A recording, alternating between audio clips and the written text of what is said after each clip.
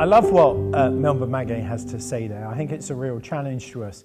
And I think there's truth in it. I don't think it applies just to evangelicals. I think it applies to many branches of the church.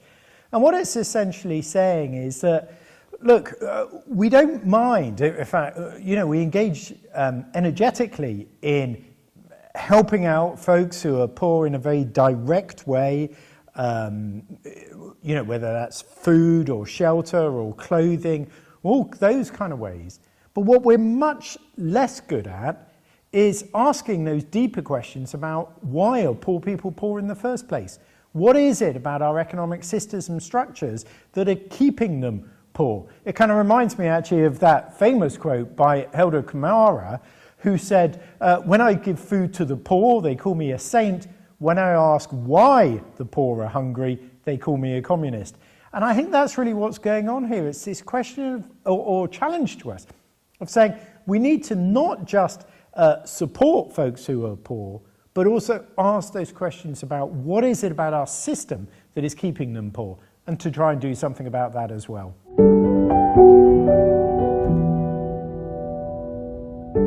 So Amos was a prophet from the southern kingdom of Judah, and he was called by God to go and preach in the northern kingdom of Israel. And this was at a time of increasing prosperity. And often, as we know, when you have increasing prosperity, you also have increases of inequality.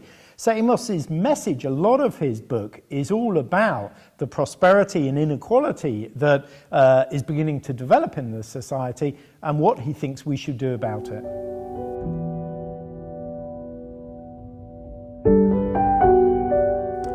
So I'm going to be reading from Amos chapter 8, verses 4 to 6. Amos 8, verse 4. You people crush those in need and wipe out the poor. You say to yourselves, how much longer before the end of the new moon festival? When will the Sabbath be over? Our wheat is ready and we want to sell it now.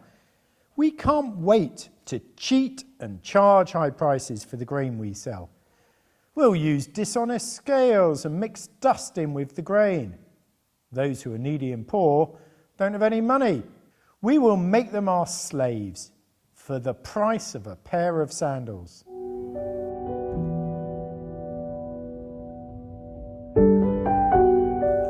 So clearly what's going on in this passage, at least the first part of this passage, is that Amos, speaking the words of God, is condemning the people for their aggressive business practices. I think that's the only way we can describe it. The folks say, when will this kind of moon festival be over?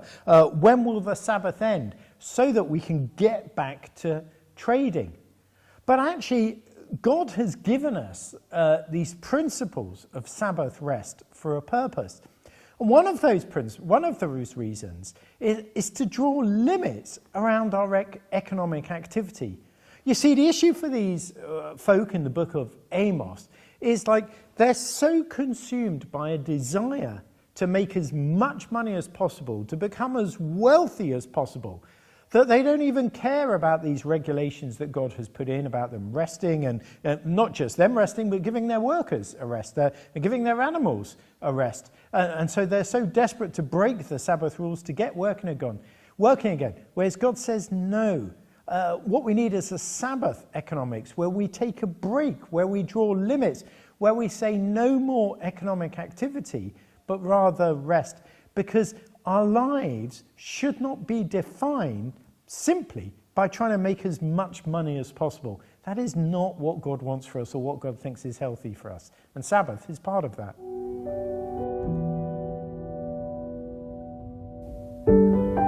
So this is a really tough question to answer. I suppose at its simplest we can say that if our greed is hurting other people, then that's greed that's inappropriate. So, I don't know, if we're a business owner, we might think about the wages that we're paying our employees. Out of greed, we might say, I'm simply going to pay the least I can get away with, whatever the market will let me get away with. Well, that I think is an unhealthy, ungodly greed. every employer should be paying at the very least a living wage, let alone a minimum wage. But we might also, as employers, be looking at our wage structures. What is the difference between the highest and the lowest? But in other words, what I'm saying is, so the first question to ask is my pursuit of economic gain hurting other people? If it is, then that's inappropriate. But I think a second thing is to ask ourselves, is my pursuit of economic gain hurting myself? And what I'm getting at there is this idea that the pursuit of wealth, the pursuit of status and money that comes with wealth, has that become more important to me than my relationship with God and actually my relationship with other people?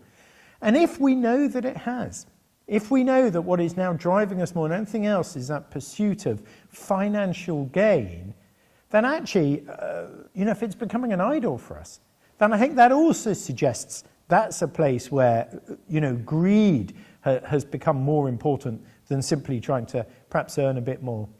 And I guess a third aspect of this is this old question about, is my pursuit of economic gain hurting the planet?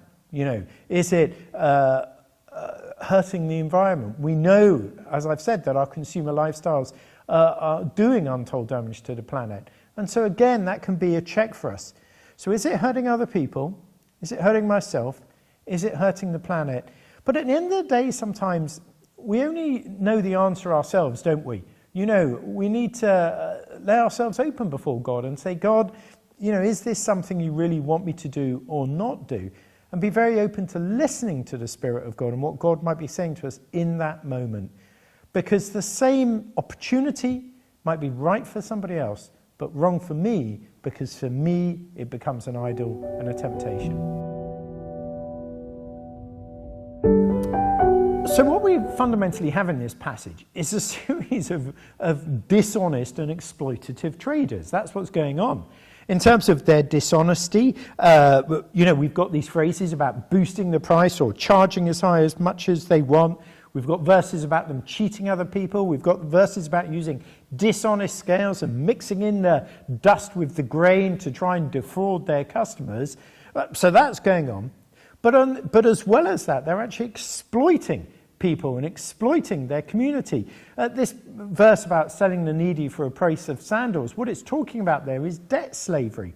In other words, someone owed them some money, they couldn't pay it back, and instead of just letting the person off, forgiving the debt, they actually took them into slavery. And the kind of debts involved may have been as little as the price of sandals, buying the needy for a pair of sandals. That's the kind of exploitation that is going on here. Now, is this relevant today? I think it is relevant whenever we see employers exploit their workers. Now, we've seen this, haven't we, in recent years with the whole kind of discussion around fast fashion. Incredibly cheap clothes, and they're cheap because the workers who are making them, often in Southeast Asia, are not being paid a fair wage, are working ridiculous hours, are not even getting toilet breaks, are working in inhumane conditions. And we in the West may look at all of that and go, oh, that's dreadful and that's wrong. But the thing is, we are the ones who are demanding the cheap clothing. So one of the things we need to do is think about our purchasing decisions, think about where these products come from. And if we're getting something at a really cheap price, is it because someone we don't know is actually being paid pittance to create this thing for us? So it creates challenges for us here in the West as we consume these goods, but it also creates challenges, obviously, in condemnation, really, for those who are exploiting their workers in that kind of way.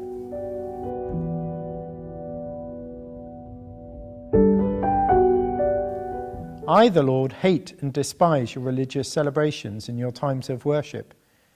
I won't accept your offerings or animal sacrifices, not even your very best. No more of your noisy songs. I won't listen when you play your harps, but let justice and fairness flow like a river that never runs dry. These are incredibly strong words from the prophet, well, in fact, from God in the book of Amos. It's not often that God says that he hates anything, but here he is saying that he hates our worship services, he hates our songs, he hates our musical instruments. Why? Because it's taking place in the context of injustice. These people were out exploiting their workers, treating their workers badly, engaging people in debt slavery, defrauding their customers, and then coming into church, well, not quite church, coming into their synagogues and pretending everything was fine, and singing the songs and saying the prayers and playing their instruments and so on. And the hypocrisy in that kind of tears at God's heart. Because what God is saying is, look, if you're going to worship me, then you worship me not with your lips and your instruments, but with your lives.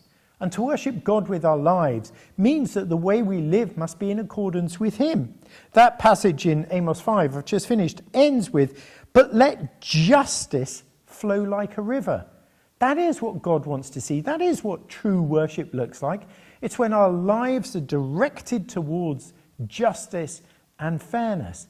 And if we're trying to sing songs of praise and worship, but not living lives of justice, well, frankly, it makes God sick, and he doesn't want to hear it. Now, that's challenging for us to hear. I know it's challenging for me to hear, but it's what the prophet is saying to us all in this book of Amos.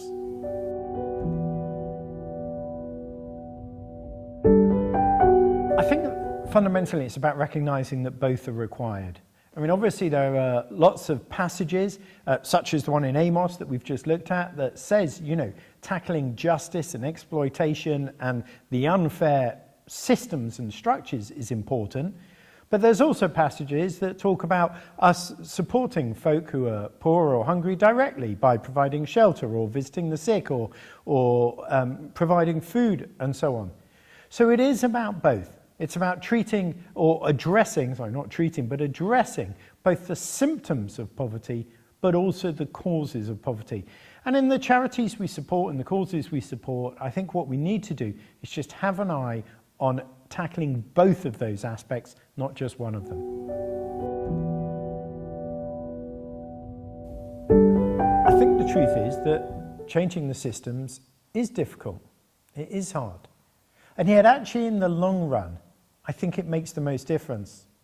I often think about those campaigns to end transatlantic slavery, the work of Laura Equiano, who was a freed slave who campaigned in the UK for the abolition of the slave trade, and folks might know as well, of course, the name of William Wilberforce. And there were many others who engaged in those campaigns.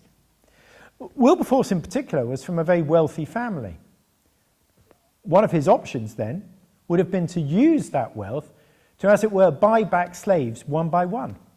I'm sure that would have made him feel very good. I'm sure the individual slaves he freed in that way would have been very grateful. He'd probably have been able to afford to free 10, maybe 100 slaves. I don't know. But actually, what Equiano did and what Wilberforce did was something very different. They didn't use their wealth and their skills and their oratory and their power in that way.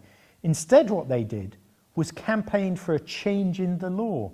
They campaigned for a change in legislation. Now, they didn't see immediate results.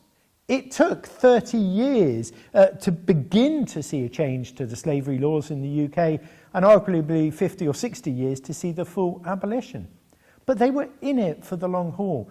They realized that if they could change the laws around those topics, then in the long run, that would lead to freedom, not for tens or hundreds of slaves, but for tens of thousands of slaves. So sometimes I think in making decisions about what we need to do, we need to take that longer term perspective and realize that the money I give today, it's not just going to immediately change a bit of legislation tomorrow. But as we pursue the campaign, as we remain consistent in pursuing it, then eventually we can see a fairer, more just, more righteous society emerge.